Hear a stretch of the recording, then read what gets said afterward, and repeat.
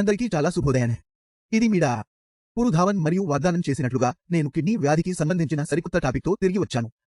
ఈ రోజు నేను మూత్రపిండ తిత్తులు అంటే ఏమిటి, వాటి వెనుక ఉన్న కారణాల గురించి నా ఆలోచనలను పంచుకుంటాను. దీనితో నేను ఈ మూత్రపిండ తిత్తుల అభివృద్ధితో ఒక వ్యక్తి అనుభవించే సంకేతాలు మరియు లక్షణాలను కూడా వివరిస్తాను మరియు ఏ నివారణ చర్యలు తీసుకోవాలి. కాబట్టి మూత్రపిండ తిత్తులను అర్థం చేసుకోవడంతో ప్రారంభిద్దాం. సరళంగా చెప్పాలంటే మూత్రపిండ తిత్తి అనేది ద్రవంతో నిండిన సంచి. ఈ తిత్తి యొక్క వెలుపలి గోడ సాధారణంగా సన్నగా ఉంటుంది మరియు ద్రవం నీటి వంటి స్థిరత్వాన్ని కలిగి ఉంటుంది. ఇటువంటి తిత్తులు తరచుగా సాధారణ తిత్తులు అని పిలుస్తారు. పెద్దవారిలో వాటి సంభవం చాలా సాధారణం. ఈ సంఖ్య 40 ఏళ్ల వయస్సులో 20% నుండి ఎక్కడైనా ఉండవచ్చు. నెఫ్రాన్ యొక్క గొట్టం విస్తరిస్తున్నప్పుడు మరియు ద్రవంతో నిండినప్పుడు కిడ్నీ తిత్తులు ఏర్పడతాయి. ఒక వ్యక్తి 1 లేదా 2 కిడ్నీలలో వేర్వేరు వ్యవధిలో లేదా ఒకే సమయంలో బహుళ తిత్తులు కలిగి ఉండే అవకాశం ఎల్లప్పుడూ ఉంటుంది.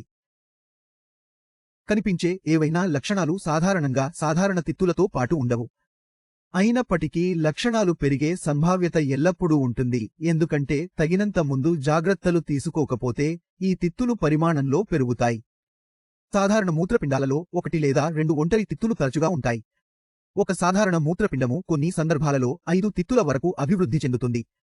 మూత్రపిండ తిత్తులు పరిమాణం పెరగడం ప్రారంభించిన తర్వాత అవి తక్కువ వెన్ను నొప్పి లేదా జ్వరం లేదా క్రియాటినిన్ మరియు యూరియా యొక్క అధిక స్థాయి వంటి సమస్యలను కలిగిస్తాయి.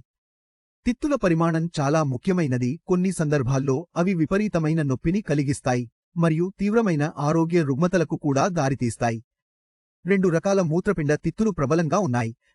సాధారణ మూత్రపిండ తిత్తులు కాకుండా తిత్తుల యొక్క మరొక వైవిధ్యం అభివృద్ధి చెందుతుంది. ఇవి పాలిసిస్టిక్ కిడ్నీ వ్యాధి వర్గంలోకి వస్తాయి. ఇది సాధారణ మూత్రపిండ తిత్తుల నుండి చాలా భిన్నంగా ఉంటుంది.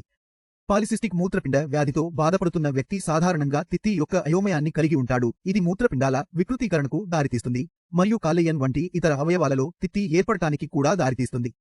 సాధారణ మూత్రపిండ తిత్తుల వెనుక కారణాలు పూర్తిగా తెలియవు, కానీ వయస్సు వారి అభివృద్ధిలో ముఖ్యమైన కారకాన్ని పోషిస్తుంది. కానీ పాలిసిస్టిక్ కిడ్నీ విషయంలో తిత్తి ఏర్పడటానికి కారణం తెలుస్తుంది మరియు అది జన్యుపరమైనది. మీ తండ్రి లేదా తల్లి పాలిసిస్టిక్ కిడ్నీ వ్యాధితో బాధపడుతున్నట్లయితే మీకు అదే వ్యాధి వచ్చే అవకాశం చాలా ఎక్కువగా ఉంటుంది. కాబట్టి ఈ 2 తిత్తుల కారణం పూర్తిగా భిన్నంగా ఉంటుంది. 70 ఏళ్లు పైబడిన వారిలో 1/3 మందికి కనీసం ఒక సంక్లిష్టమైన మూత్రపిండ తిత్తి ఉన్నట్లు భావిస్తున్నారు. అయినప్పటికీ ప్రతి కిడ్నీలో సాధారణ తిత్తి కంటే ఎక్కువ ఉండటం సాధారణం. ఒక వ్యక్తి సాధారణ కార్టికల్ సిస్ట్తో బాధపడుతున్నప్పుడు తిత్తి పరిమాణం పెరిగితే అది హైపర్ టెన్షన్ మరియు మూత్రపిండ పనిచేయకపోవడం వంటి సమస్యలను కలిగిస్తుంది. సాధారణ మూత్రపిండ తిత్తులు వాస్తవంగా సాధారణంగా లక్షణం లేనివి. అవి సరళమైనవిగా లేబుల్ చేయబడ్డాయి ఎందుకంటే అవి చాలా గంభీరంగా పెరిగే అవకాశం చాలా తక్కువ. అయినప్పటికీ మందమైన గోడలతో ఉన్న కొన్ని తిత్తులు కిడ్నీ క్యాన్సర్తో ముడిపడి ఉంటాయి. లక్షణాలను కలిగించే తేలికపాటి మూత్రపిండ తిత్తులు లేదా మూత్రపిండాలకు రక్తం లేదా మూత్రం యొక్క సాధారణ మార్గాన్ని అడ్డుకోవడం చికిత్స అవసరం కావచ్చు. ఇప్పుడు సాధారణ కార్టికల్ సిస్ట్ల విషయంలో సైనస్ లక్షణాలకు వెళ్దాం. నేను ఇంతకు ముందే చెప్పినట్లుగా సాధారణ మూత్రపిండ తిత్తులు కనిపించే నిర్దిష్ట లక్షణాలను కలిగించవు. కానీ ఈ తిత్తులు పరిమాణంలో పెరిగే కొద్దీ అవి చుట్టుపక్కల నిర్మాణంపై ఉంచే ఒత్తిడి కారణంగా అబ్స్ట్రక్టివ్ లక్షణాలను కలిగిస్తాయి. ఇది రక్తస్రావం, ఇన్ఫెక్షన్, అలాగే తిత్తి పగిలిపోవడం వంటి సమస్యలకు దారితీయవచ్చు. అయినప్పటికీ ఒక వ్యక్తికి జ్వరం, పక్కటెముకలు మరియు పెల్విక్ ప్రాంతం మధ్య సున్నితత్వం మరియు ప్రభావితమైన మూత్ర ప్రవాహం వంటి సంకేతాలు ఉండవచ్చు. ఇది చాలా అరుదుగా కనిపిస్తుంది.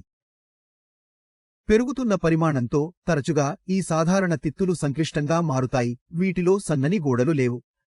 బదులుగా సంక్లిష్ట మూత్రపిండ తిత్తులు సాధారణ వాటితో పోలిస్తే మందపాటి గోడలను కలిగి ఉంటాయి మరియు ద్రవానికి బదులుగా ఘన పదార్థంతో నిండి ఉంటాయి.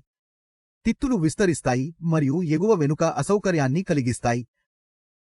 మీరు తిత్తి నుండి రక్తస్రావం కావచ్చు మరియు కొన్నిసార్లు మీ మూత్రంలో రక్తం ఉండవచ్చు. ఇన్ఫెక్షన్ తలెత్తవచ్చు. మూత్ర విసర్జన సమయంలో నొప్పి లేదా చెమట మరియు వెన్నునొప్పితో జ్వరం వస్తుంది. వాటిని నయం చేయడం కష్టంగా ఉంటుంది.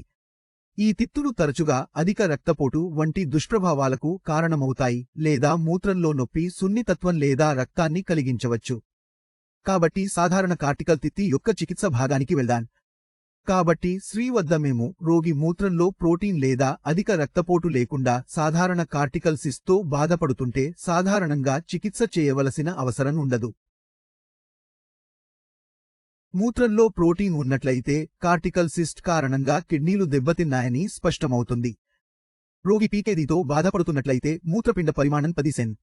మీ నుండి 20 సెన్. మీ వరకు పెరుగుతుంది. మరింత దెబ్బతినకుండా ఉండటానికి తిత్తి మరియు మూత్రపిండాలు రెండింటికి చికిత్స చేయడం చాలా అవసరం. ఇంకా పాలిసిస్టిక్ కిడ్నీ వ్యాధి రోగికి తిత్తులు చాలా క్లిష్టంగా ఉన్నందున అదనపు జాగ్రత్తలు తీసుకోవాలి. ఇది వంశపారంపర్యంగా సంక్రమించే వ్యాధి కాబట్టి తిత్తికి సకాలంలో చికిత్స తీసుకోవడం వల్ల భవిష్యత్తులో తలెత్తే సమస్యలను నివారించవచ్చు. కిడ్నీ తిత్తి పెరుగుదలను నియంత్రించడానికి మీరు కొన్ని ఇంటి చిట్కాలను ఉపయోగించవచ్చు. ప్రారంభించడానికి తక్కువ సోడియం ఆహారానికి కట్టుబడి ప్రయత్నించండి. శరీరం నుండి అదనపు ద్రవాన్ని తొలగించడంలో మూత్రపిండాలు ముఖ్యమైనవి. మీరు చాలా ఉప్పును తీసుకున్నప్పుడు మీ శరీరం ద్రవాన్ని నిలుపుకోవడం ప్రారంభిస్తుంది, మీ మూత్రపిండాలపై అదనపు ఒత్తిడిని కలిగిస్తుంది. తయారుగా ఉన్న వస్తువులు, టేబుల్ ఉప్పు, షెల్ఫిష్ మరియు క్యూర్డ్ మాంసంతో సహా అధిక సోడియం ఆహారాన్ని నివారించాలి. తక్కువ కొవ్వు, అధిక ఫైబర్ ఆహారం కూడా ప్రయోజనకరంగా ఉంటుంది. సహజ మూత్రపిండ తిత్తి చికిత్స. ఈ ఆహార రహిత నియమావళి రక్తపోటును తగ్గిస్తుంది, మూత్రపిండాలకు ప్రయోజనం చేకూరుస్తుంది మరియు పీకేదీ పరిణామాలను తగ్గిస్తుంది. మీరు మీ ప్రోటీన్ వినియోగాన్ని కూడా తగ్గించుకోవాలి. మూత్రపిండాలపై ప్రోటీన్ ఒత్తిడిని కలిగిస్తుంది, దీని వలన అవి చాలా కష్టపడి పనిచేస్తాయి. వాస్తవ పరిస్థితులలో ఒక తిత్తి మూత్రపిండాలు దెబ్బతింటుంది. ఇప్పుడు మీ జీవితంలో ఈ అన్ని వైద్య సమస్యల ద్వారా మీరు వెళ్లకుండా చూసుకోవడానికి వీడియోలో పేర్కొన్న అన్ని దశలను అనుసరించడం ముఖ్యం. చివరగా ఈ వీడియోను వీక్షించినందుకు ప్రతి ఒక్కరికి నేను కృతజ్ఞతలు చెప్పాలనుకుంటున్నాను మరియు మీ కిడ్నీ తిత్తికి సంబంధించిన మీ సందేహాలకు నేను సమాధానం ఇవ్వగలనని ఆశిస్తున్నాను. మీకు ఇంకా ఏవైనా ప్రశ్నలు మిగిలి ఉంటే మీరు ఈ వీడియో యొక్క వ్యాఖ్య విభాగంలో వారిని అడగవచ్చు మరియు మా బృందం వాటికి సమాధానం ఇవ్వడంలో మరింత సంతోషంగా ఉంటుంది. వచ్చేసారి అందరినీ కలుద్దాం. అప్పటి వరకు జాగ్రత్త తీసుకోండి.